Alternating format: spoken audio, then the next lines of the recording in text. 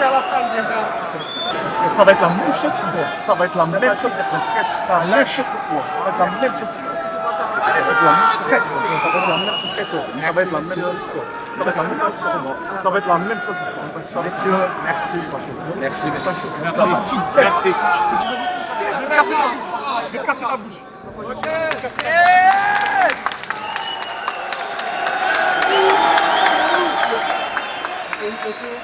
Photo d'équipe, les gars, photo d'équipe. Je suis tombé dans le délire de hype, de invincibilité et tout, mais en fait c'est de la merde. En vrai de vrai c'est de la merde. Je t'ai dit, là, demain tu perds, ouais, t'es une merde pendant une semaine, après tout le monde t'oublie. Ce truc qui m'a bouffé de l'intérieur, c'est le regret. Et je vais plus jamais connaître ça dans ma vie, tu vois. Quitte à me faire éteindre, quitte à faire une erreur et se retrouver sur les fesses et galérer. Là, en vrai de vrai, je m'en tape. Je prends plus ça à cœur. C'est mon métier, j'ai des bouches à nourrir maintenant. Je ferai mon travail. Si c'est de l'éteindre, je l'éteins.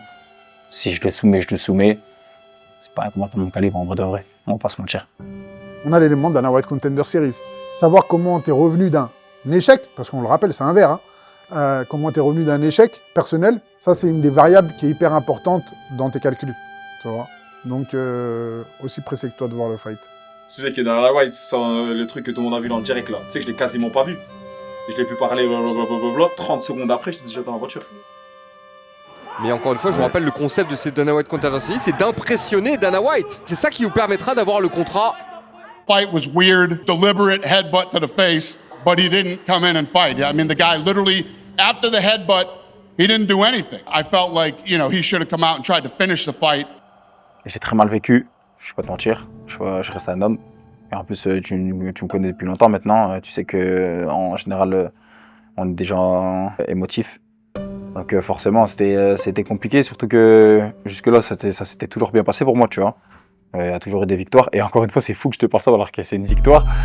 Mais ça a été dur. Après, Dieu merci, j'ai deux chances dans ma vie. C'est que, un, je suis très bien entouré.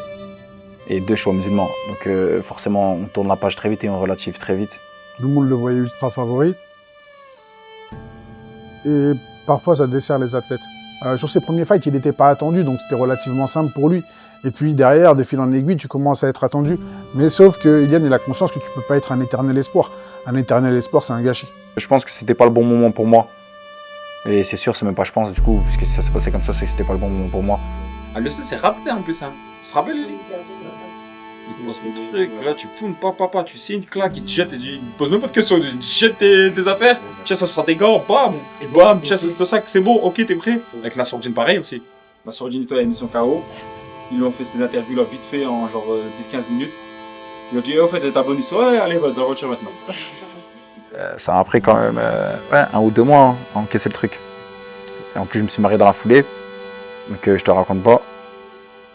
J'ai fait des cauchemars quasiment tous les jours pendant 2-3 semaines. À chaque fois que je voyais l'UFC, ça me dégoûtait. En plus, le pire, c'est que un truc marrant, c'est que sur Kaev, moi je le croise à Miami. Quand je vais avec Nassourdine. Je le roule pas dessus, mais je domine quand même, tu vois. Et puis, je croise là-bas en short notice à l'UFC au Dana Contenders. Il fait perf de ouf. Et ça parle que de lui et il enchaîne. Et ça parle de lui. Et donc, du coup, moi, quand je rentre chez moi, je regarde l'UFC Chicago de Khamzat. Et je vois là, il performe. Et la hype autour de lui est bas et tout. Et je me dis, punaise, ça aurait pu être moi, tu vois. Et ça aurait dû être moi en vrai. Donc, alhamdoulilah, dans le bon et alhamdoulilah dans le mauvais. Ça s'est passé comme ça, c'est que ça devait se passer comme ça. Donc, comme on dit, comme mon frère Bilal me dit souvent, on reconnaît un champion à comment il se relève, pas à comment il gagne. Ce jour-là, en fait, il avait défini un plan A dans sa tête et il sait que ça marche pour la plupart du temps. Et du coup, il n'y avait pas de plan B. Aujourd'hui, il a pris conscience qu'il devrait se livrer plus que ce qu'il faisait. On l'a toujours vu comme un grand espoir. Il s'est entraîné avec les meilleurs athlètes mondiaux et il leur a donné du fil à retordre. Pour rentrer à l'UFC, là, je pense qu'il a un bon cadre. 3 combats sur une durée relativement restreinte où il va pouvoir délivrer et faire des performances pour prouver que ce qui s'est passé au Dana White Contender Series, c'était pas le vrai Ilian Boafia.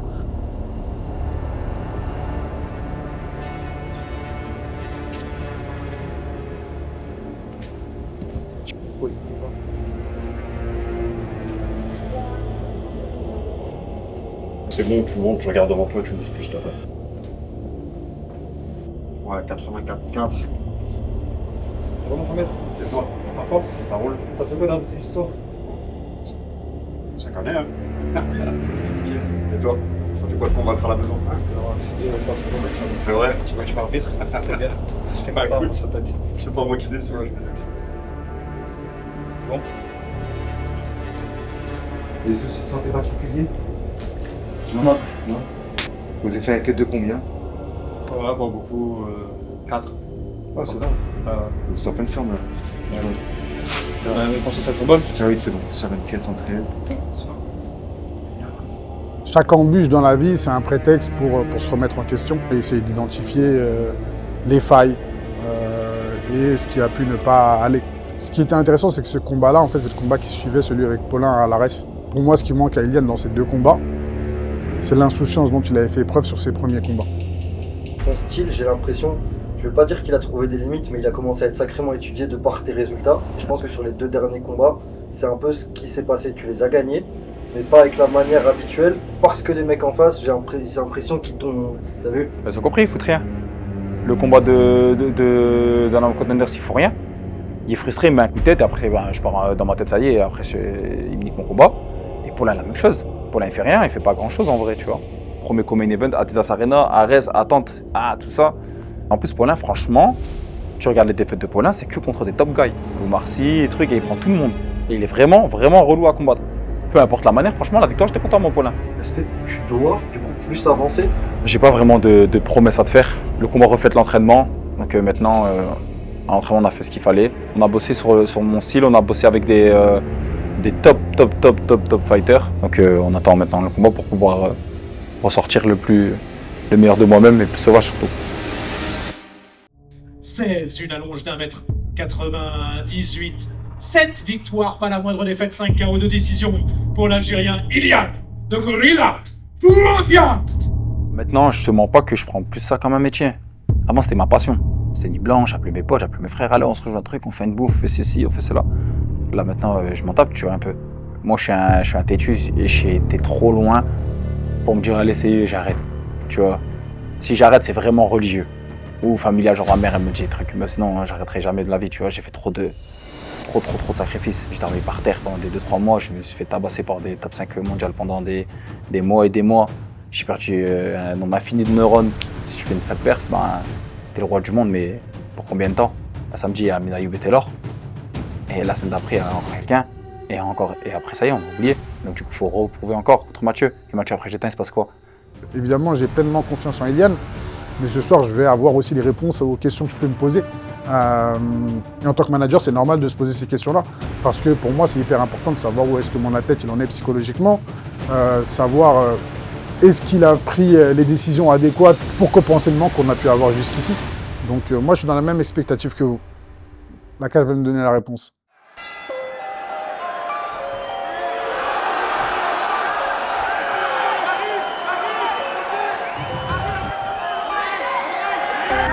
Try to Rockefeller hover.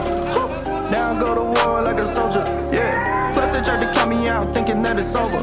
But I got to fight. Rocky Balboa. Yeah, I got to fight like Rocky Balboa. Yeah, I got to fight. Rocky Balboa. Yeah, I got to fight like Rocky Balboa. Rocky Balboa with the fight. Yeah, I got to fight. Yeah, all on my mic. Left foot, left foot, right. Gotta walk for, got the dub in my sight.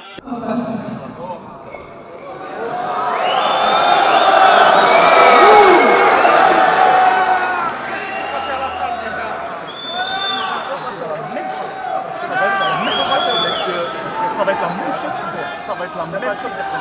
Ça va être la même chose pour toi. Ça va être la même chose pour toi. Ça va être la même chose pour toi. Ça va être la même chose pour toi. Ça va être la même chose pour toi. Messieurs, merci. Merci, messieurs. Chef. Quand tu vas sur tout le monde, je vais gâcher la fête. Je vais casser la bouche.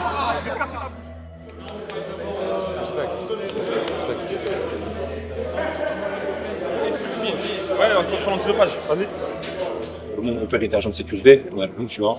Et en 2002, il y a 24 ans, jour pour jour, le 18 janvier 2002, et il est mort ici.